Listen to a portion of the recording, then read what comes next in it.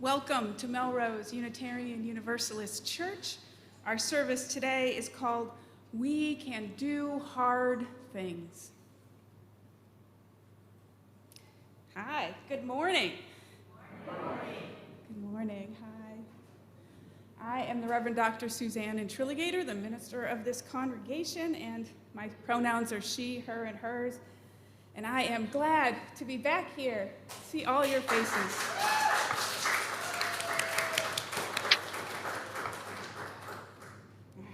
It's been glad to be back after my knee replacement and 3 weeks of medical leave. Thank you for holding my place here and keeping it warm. Last Thursday, my physical therapist suggested that I move on from crutches to these sticks, which I just got yesterday, and I'm loving it because now these are actually just hiking poles that I ordered off Amazon, but I've never had hiking poles before because I've never had a use for them. But now I can imagine that someday I will go hiking and I will use them. So that's exciting. There is a lot going on at church these days. Check out your midweek update for all the details, or watch our announcements video that comes now at the beginning of the service and at the end of the service. Thank you to today's ushers, Mary Beth and Dan Griscom, to today's greeter, Mary Delahanty, and to our coffee hosts, Wendy and Florence. There was a great Halloween party here yesterday, and there's delicious-looking leftovers for everybody, beautiful cupcakes and brownies and stuff, and coffee hour, so I hope you'll stay and enjoy. Now it's time to say hi to one another, turn around and wave and greet and hug the people here if you want. Let's look at the people online and wave and say hello, good morning.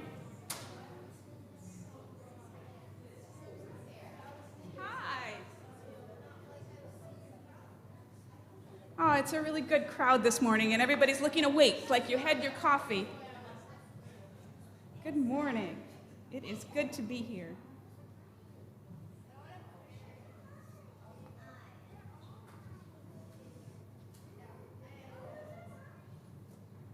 I call us to worship this morning with these words on our theme of courage from the Reverend Dr. David Breeden. We gather here now, summoning our courage to be. We gather bringing our weariness and our energy. We gather bringing our wariness and our visions.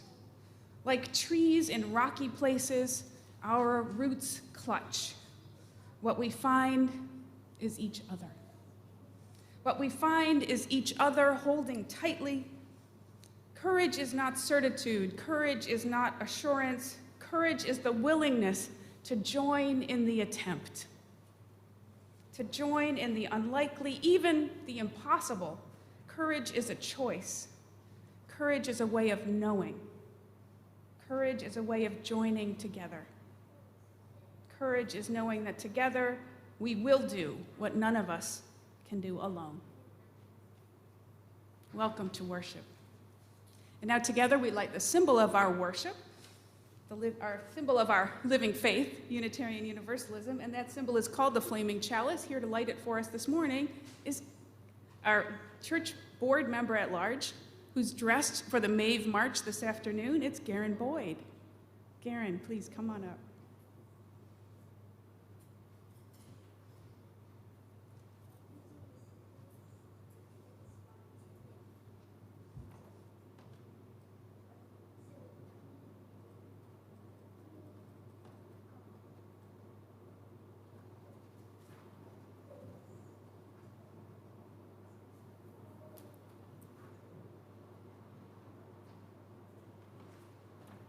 Good morning. Please rise as you are willing or able, and join me in the words of our covenant, which will appear on this screen. Love is the doctrine of this church. The quest for truth is its sacrament, and service is its prayer. To dwell together in peace, to seek knowledge and freedom, to serve humankind in fellowship, to the end that all souls shall grow into harmony with the divine. This is our great covenant, one with another and with our God. Thank you, Garen. Oh, I was supposed to ask you to remain standing and join in our opening hymn. which Tom and our choir will lead us. It is number 391 in your gray hymnals, Voice Still and Small.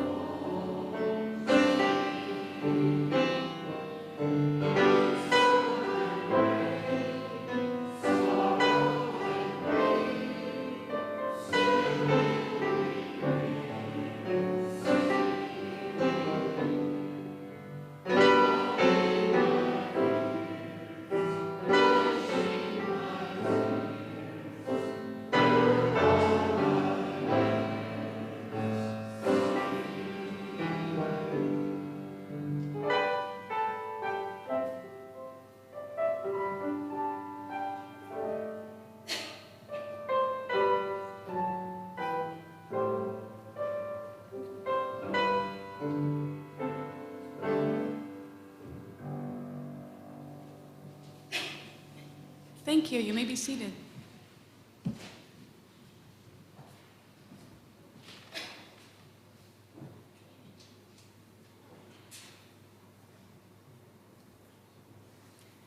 Our story today is called I Can Do Hard Things by Gabby Garcia, illustrated by Charity Russell.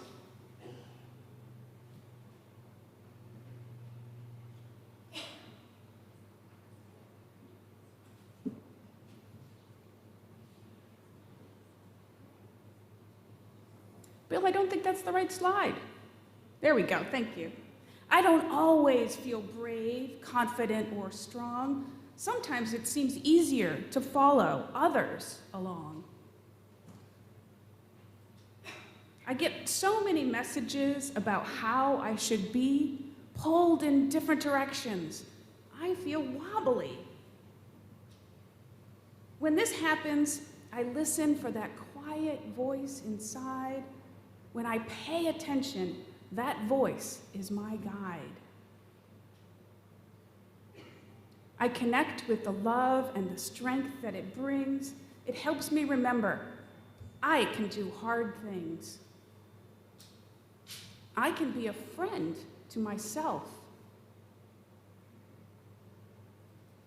I can feel all my feelings. I can ask for help. I can try again rather than give up. I can believe in myself.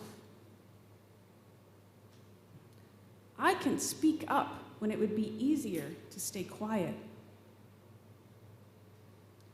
I can say no, even to my friends. I can apologize. I can forgive.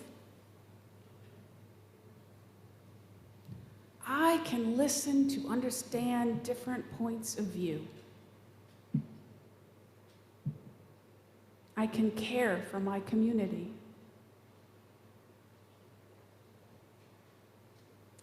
I can choose kindness. I can practice peace. I can share my gifts with the world. I can be myself.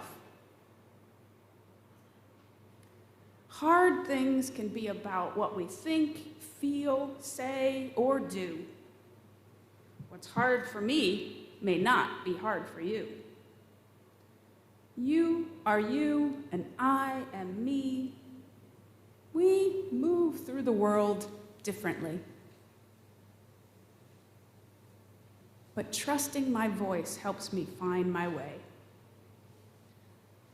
I grow braver and stronger every day. The tough stuff I face is all my own. But I can also remember that I'm not alone. I'm ready for the hard things that I have to do. And please remember, so are you. Well, that is a story for all ages, if I've ever read one. A lot in there for me to take away. Thank you so much for all your listening, and you guys can go to your classes now.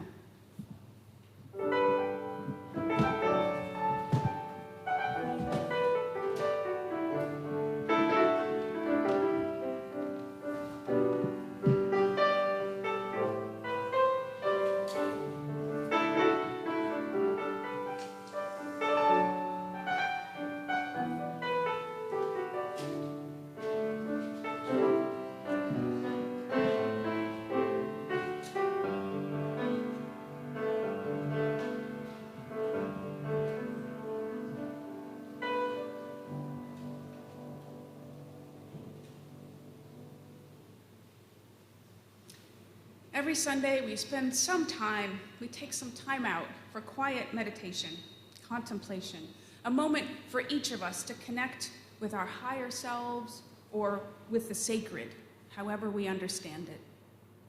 Let's begin by getting in touch with our bodies, feeling our feet on the floor, relaxing into our seats.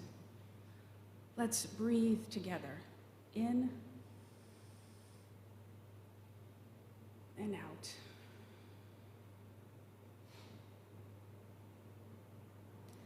In this, our meditation time, first we'll join together in our centering song, then we'll sit for a few minutes of shared silence, then we will speak to one another of our joys and sorrows, and I will lead us in a prayer. Our themes for October are courage and the second UUA principle, justice, equity, and compassion in human relations.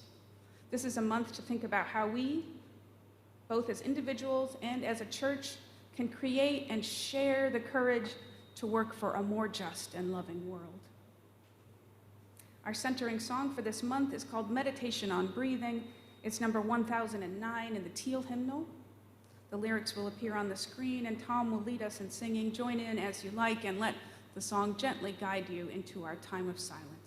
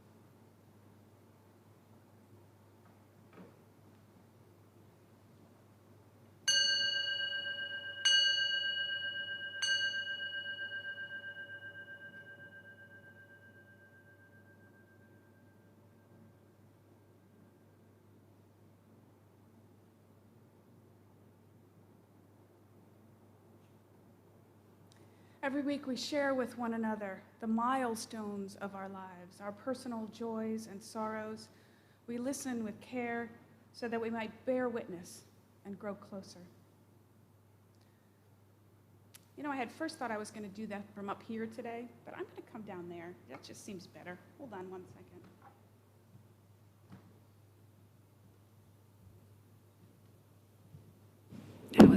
This is on. This is on, right? Y'all can hear me? Thank you. So first, if folks on Zoom have a sorrow to share with us, please go ahead and type it into the chat box, and I will read them aloud in just a moment. And if folks here in the room have a sorrow to share, I invite you now to come forward and speak into the microphone so that everyone can hear and see you.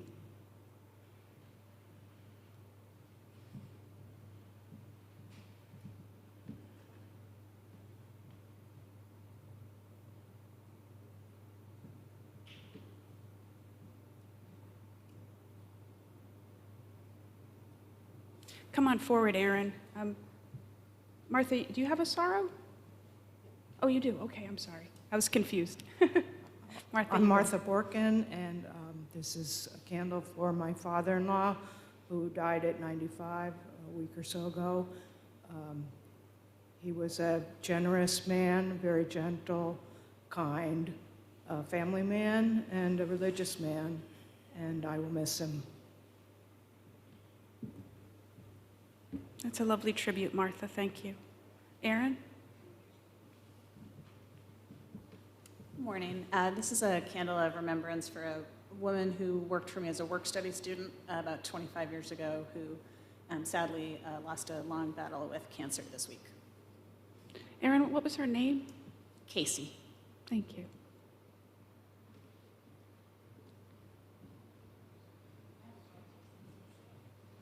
All right, let me look for the ones that are on Zoom. From Karen Gabler. Concern for my dear friend whose cancer is coming out of remission. From Jane Foley. I had gallbladder surgery scheduled for Thursday, but today I tested positive for COVID. I'm sorry, Jane.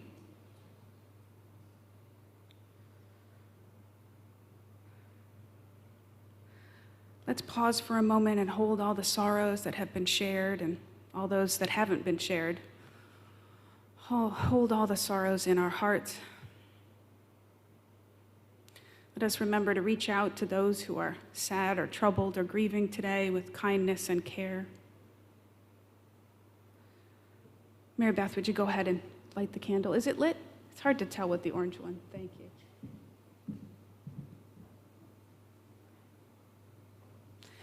We light this candle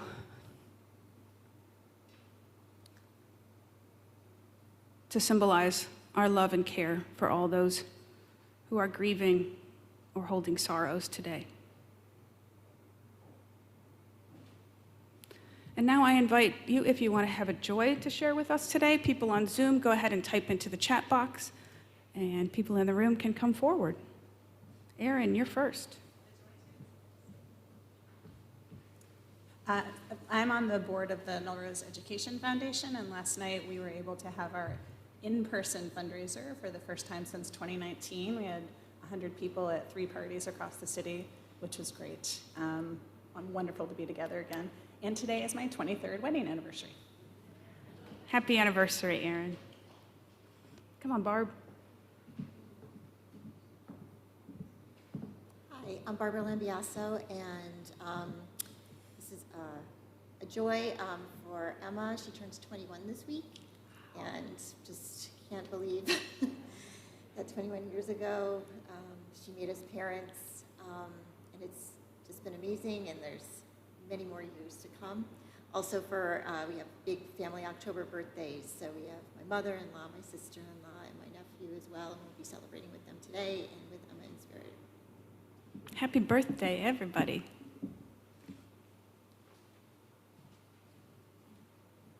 Cheryl, my joy is that Reverend Suzanne's back, yay.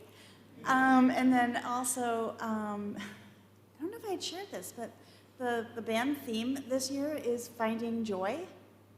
And seeing these kids perform and be so great at what they do, and yesterday in Wakefield, they found hills to roll down after their performance, which I thought was hilarious because I'm like, roll on Red Raiders.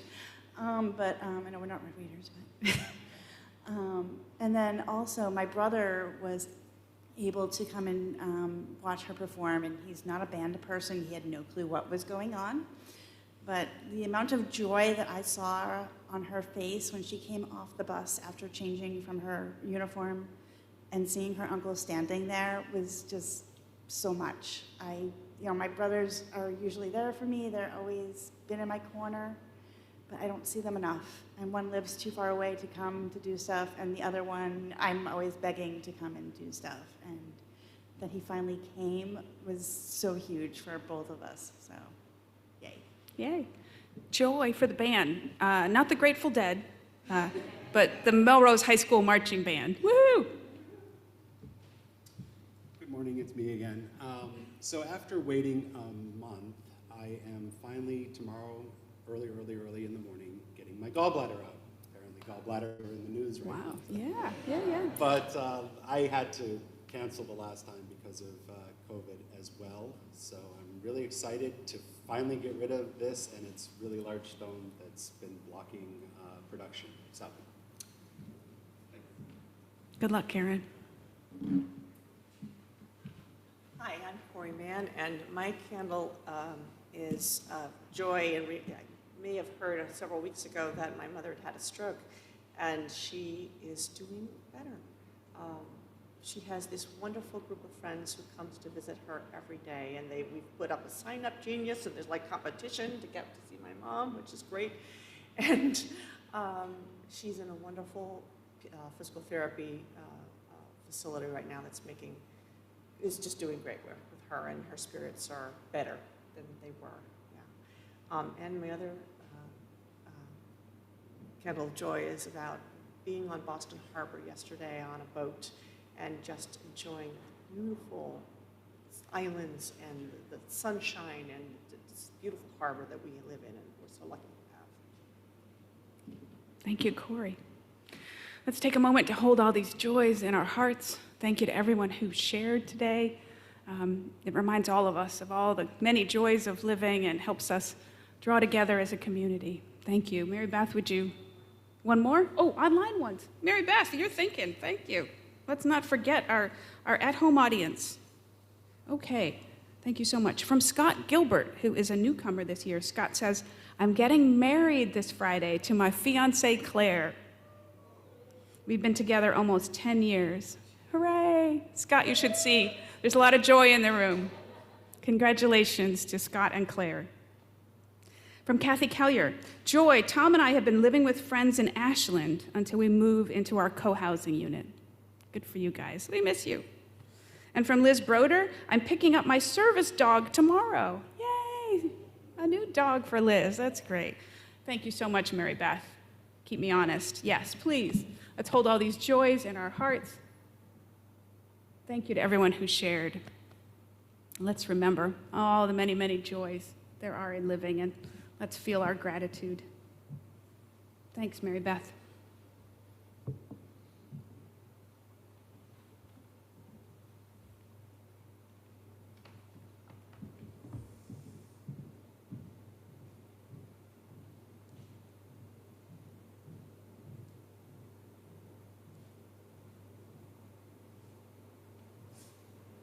For our prayer this morning, I offer you a reflection by the Reverend Victoria Safford.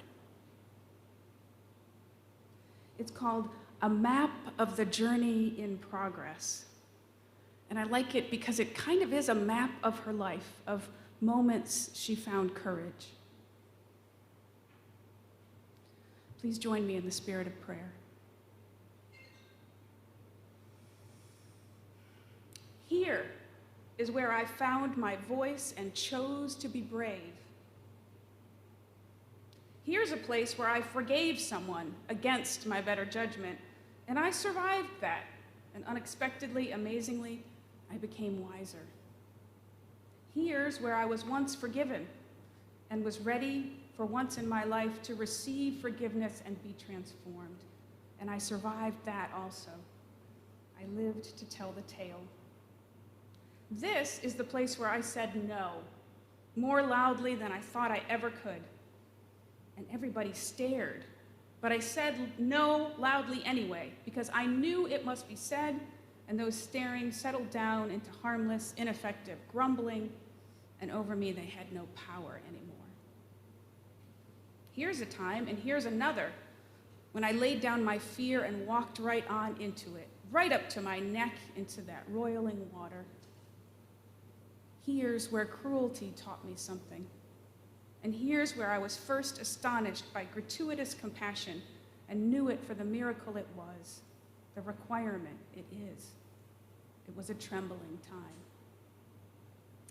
And here, much later, is where I returned the blessing clumsily. It wasn't hard, but I was unaccustomed. It cycled round, and as best I could, I sent it back on out, passed the gift along. This circular motion around and around has no apparent end. Here's a place, a murky puddle, where I have stumbled more than once and fallen. I don't know yet what I need to learn there. On this site, I was outraged, and the rage sustains me still. It clarifies my seeing. And here's where something caught me, a warm breeze in late winter, bird song in late summer. Here's where I was told that something was wrong with my eyes, that I see the world strangely. And here's where I said, yes, I know, I walk in beauty. Here's where I began to look with my own eyes and listen with my own ears and sing with my own song, shaky as it is. Here is where, if by a surgeon's knife, my heart was opened up. And here, and here, and here, and here. These are the landmarks of conversion. Amen.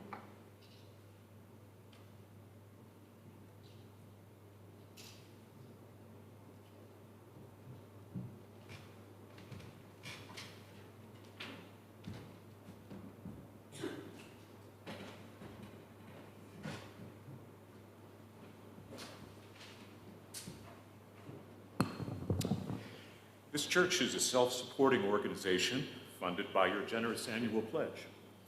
You may also contribute to our weekly collection plate, which we split every month with a deserving cause. Folks on Zoom can donate either way using the orange button at the top right corner of our homepage at melroseuu.org. For the month of October, in recognition of Indigenous Peoples Day, we will be giving half our collection plate to the Massachusetts Ponkapog Tribal Council, who are the modern-day descendants of the people who stewarded this land where our church now sits for many generations.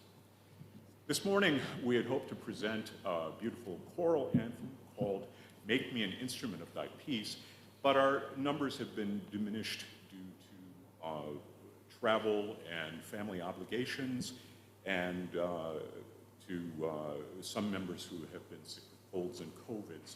So this morning, instead of that, we're going to offer up an a cappella version of hymn number 115, God of Grace and God of Glory, and we hope that you'll join us. It's on page 115 of the Great Hymnal.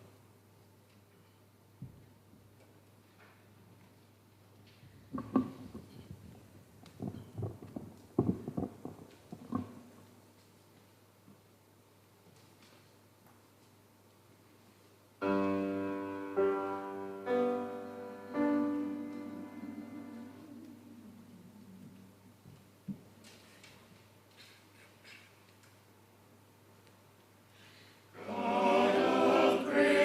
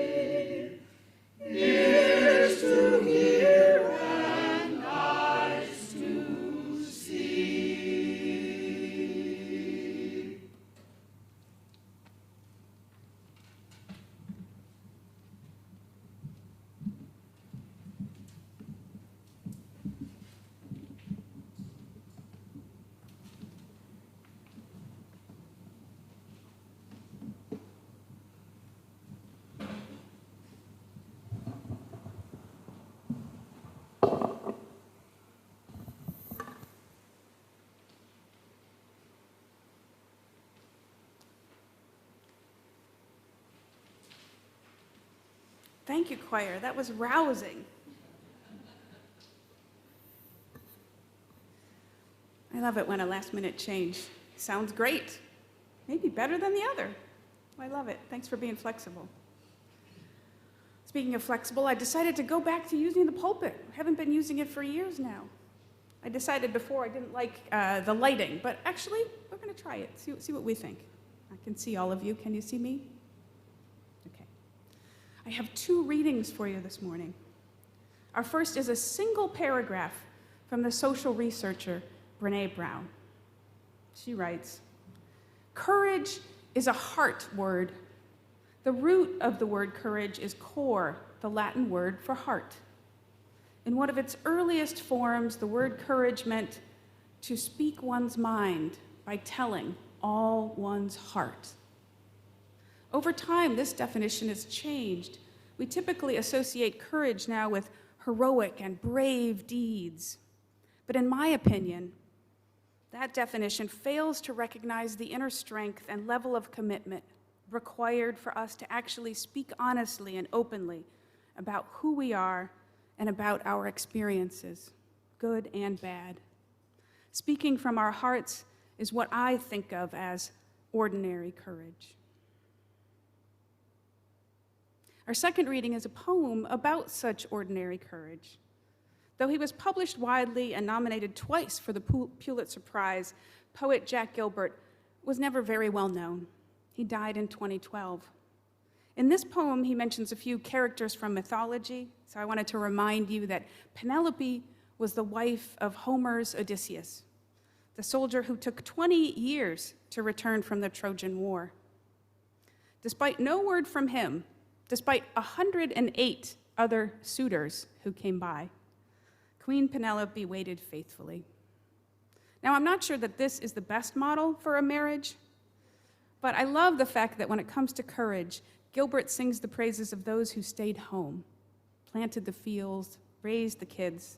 He turns our traditional ideas about courage inside out. This is "The Abnormal is Not Courage" by Jack Gilbert. The Poles rode out from Warsaw against the German tanks on horses, rode knowing in sunlight with sabers, a magnitude of beauty that allows me no peace. And yet this poem would lessen that day, question the bravery, say it's not courage, call it a passion, would say courage isn't that. No, not at its best. It was impossible and with form. They rode in sunlight, were mangled. But I say courage is not the abnormal, not the marvelous act, not Macbeth with fine speeches. The worthless can manage in public or for the moment. It's too near the whore's heart, the bounty of impulse, and the failure to sustain even small kindness. Not the marvelous act, but the evident conclusion of being. Not strangeness, but a leap forward of the same quality. Accomplishment, the even loyalty, but fresh. Not the prodigal's son, not Faustus, but Penelope, the thing steady and clear, then the crescendo, the real form, the culmination, and the exceeding. Not the surprise, the amazed understanding, the marriage, not the month's rapture, not the exception, the beauty that is of many days, steady and clear. It is the normal excellence of long accomplishment. The end.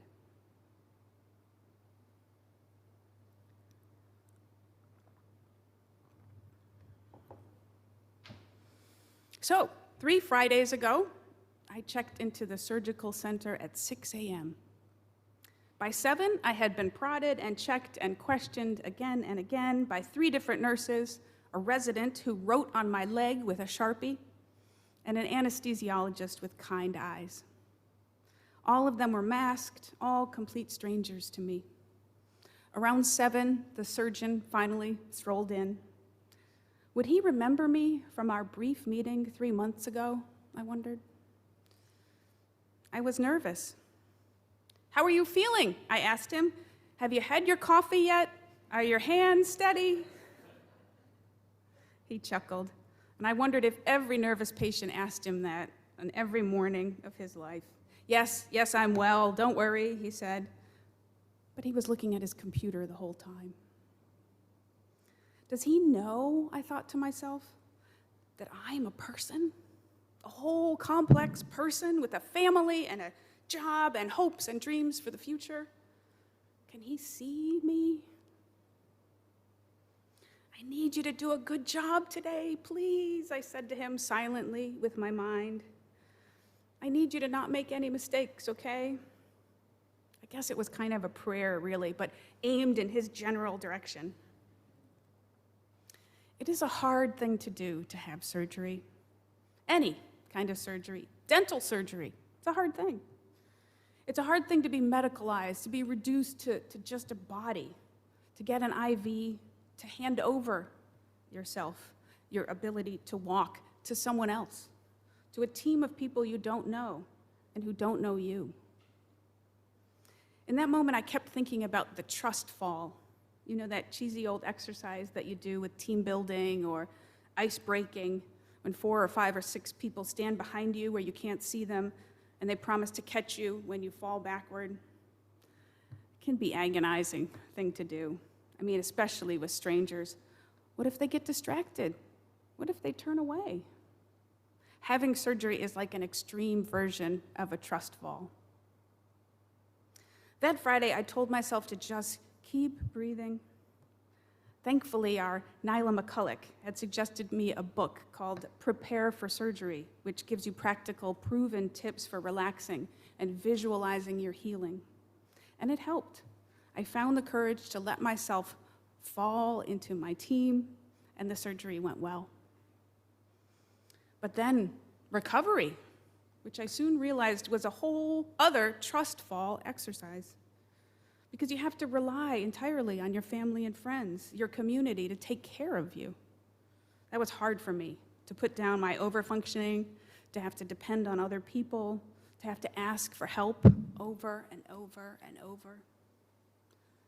But surprisingly, that went well too. My kids were great. They jumped up to pitch in without complaining, and I really got to enjoy some extra slow time with them at home. And of course, you. You helped me so much. You helped me plan my leave, and then you found money for extra guest preachers. And a bunch of you stepped forward to be worship hosts, to learn all about how to host hybrid worship and how complex it is. You ran meetings without me, and you made decisions without me, and it was fine. It went great, actually, as far as I know. And you sent me lots of love. Many of you sent sweet little notes in the mail or cards. Others of you signed up for my meal train or sent gift cards for Grubhub. Thank you. And the quilters even made me a beautiful quilt. Thank you. It was a hard thing, I think, for all of us, this medical leave, but we did it together. I summoned the courage to fall backward, and you all caught me. I felt caught and held in community. Thank you. We can do hard things. That was the title of our story this morning, but many of you might know that statement through the work of the popular writer and podcaster Glennon Doyle, for whom it is a mantra of sorts. She tells the story about its origins this way. I used to be a teacher, she says, and my teacher friend Josie had in her second grade classroom a sign that said, "We can do hard things." When I was first getting sober, I would pass her classroom every day. Even if I didn't need to, I would march my whole class past her room just so I could see that sign and remind myself. Doyle goes on, I think sometimes we think that if we're doing life right, it's easy. And so when life gets hard, we think we're failing at it. But what I have noticed is that life is often hardest for the people who are doing it right, who are making themselves vulnerable and risking, unquote. Wow. Life is hardest when we are doing it right. What do you think about that? In researching this sermon this week, I did two important things. First, I dug around for some advice about courage and how you build it up. And then I asked all of you for your input. I sent out an email asking you about your hard things. I found this helpful piece called from the Greater Good Science Center at UC Berkeley. They research how to create the greater good. And they suggested some tools, things that you can do every day to build up your courage, to be ready to do hard things. First, they suggest, see yourself as courageous. Make a list of all the hard things you've already done and keep repeating it to yourself. And when I heard this, I thought, well, yeah, actually, I've been doing this. That Friday morning in the surgical center, I was going back in my mind through hard things that I have done and getting myself ready. I thought, I can do hard things. I mean, I've already had 3 cesareans. I raised my kids in a foreign country. I wrote a book-length PhD dissertation against my will on a project that had already been torpedoed by my project partners. Heck, I moved to New York City when I was 25, when I only knew one person there. I got a graduate degree from Harvard. I can do hard things. I've done things that are harder than this. I'm ready. The second tool was also really familiar. Look for the heroes. Remember all the people who have climbed mountains and faced down tanks and toppled empires. Whoever your heroes are, hang up posters and quotes if you want. Mandela, Gandhi, Gloria Steinem. They're just people too. The third tool is clarify your values. Why is this hard thing so important to you? What deep values does it express? The more powerful your belief, the research says, the more likely you will find the courage to move through the hard things. And fourth, and this is good news because you've already done this thing, become part of a social force for courage. That's us. That's MUUC. That's our UU faith. We are a community where you can find support and connection and challenge for meaningful action. So you can just check that one off the list already today. And here's the other part of my research. I asked you about your hard things. More good news. Just like me, even without knowing about these tools, I could see you were already using them. Just from reading your stories, I could see you remembering your past courage, recalling your heroes, reconnecting with your values, reaching out for your community. I'll share some of those stories and see if you can see those things in them too. Listen for the courage. Cheryl Ringen wrote, one of the hardest things I ever had to do was adjust to life as a single parent after my husband passed away. I had to lean on people, not only here at MUUC, but in other parts of my life. I learned that I didn't have to handle everything myself, that it was okay to ask for help. Jane Foley decided at age 47 to finish her college degree. She wrote, I wanted my then 10-year-old daughter to see her mom do something hard and scary and rewarding. I worked my butt off for 2.5 years, and I accepted my diploma summa cum laude at age 50. Lisa Wilson Wright wrote to me, I summoned the courage to donate a kidney. Yes, you did, Lisa, and thank you. You're going to help many people with that. Therese Kay, our office administrator, wrote me, the hardest thing I've ever done was caring for my dad. I had to ask for help from this church, from my family, from medical providers, from social agencies. It was hard emotionally, physically, and financially. And it required planning and deep breathing just to get it all done. He wrote to me, he said, "My hardest thing in my early 20s, I realized I was in the grip of alcoholism. I went to AA meetings every night to be part of a supportive community. But then, early in my recovery, I got a job opportunity in London, and I had to move. Looking back on how I felt arriving in a strange country at such a vulnerable time, I have always been amazed that I got through it.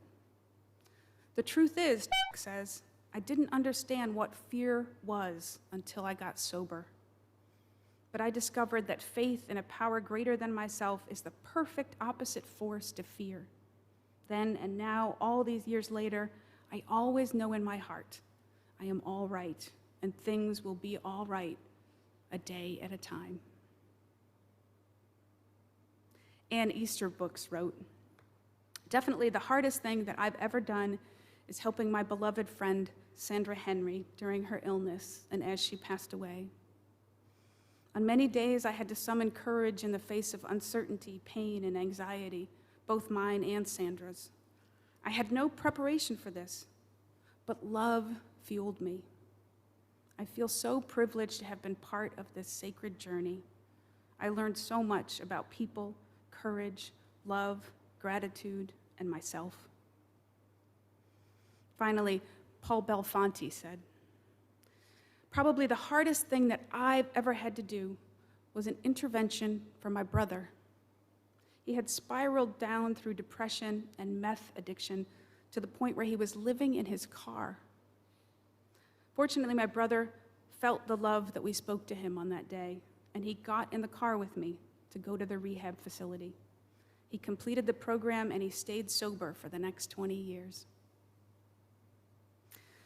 Surgery, education, addiction, moving through the death of a loved one, all hard things, wicked, hard, terrible, wonderful things that we all have to do, that we all get to do. Hard things that end up making us who we are. We can do hard things. Why do we sometimes think that we can't?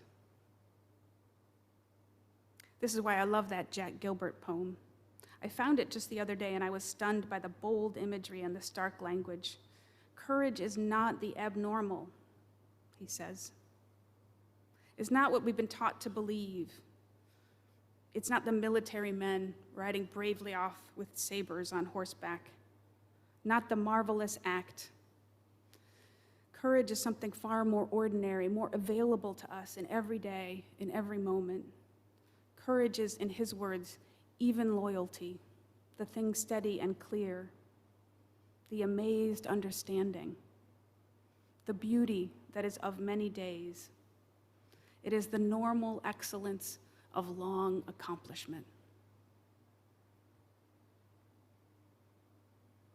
Brené Brown says that speaking from our hearts is ordinary courage, and that's available to us all the time.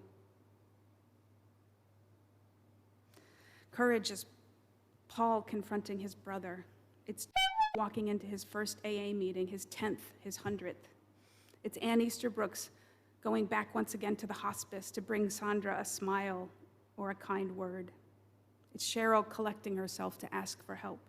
It's Lisa rolling into surgery in order to give others the chance to live. Ordinary courage is in all of us. It's in all of us getting up every morning to feed the kids or the cat, to get to work, to pay down the mortgage. It's all of us here rebuilding this community, this soul home every single Sunday. Courage is in the falling backward, but it's also in the catching. It's in the daring to trust one another with our true selves, day to day and week to week. It's in the faith that together we could do what we could never do alone. I pray today and tomorrow, may we each find the courage in ourselves, in our values, and in one another. and may it continue to nurture us, to fuel us, to compel us to do both the ordinary and the extraordinary. Amen. And now I have a little tiny test of your courage. It's a new hymn we've never sung before, I think, new to us. So I ask you now to rise in body or in spirit and take on the challenge of number 1015 in the Teal hymnal, I Know I Can.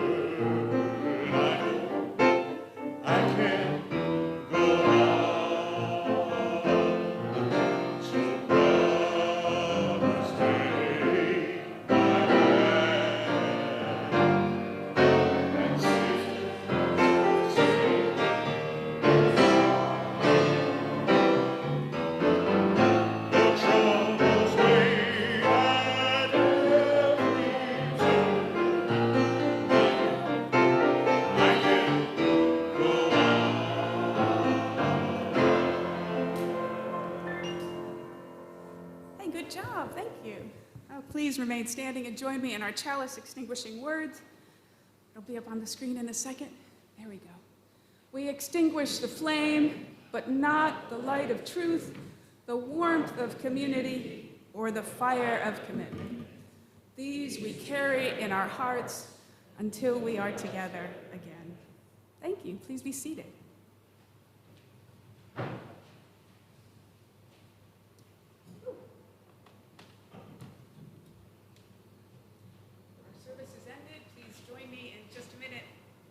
In Parish Hall, we'll have a nice coffee hour with special treats for Halloween. And in the meantime, please enjoy a lovely postlude and a video postlude from Tom. Thank you. Thank you so much, everyone, for worshiping with us today.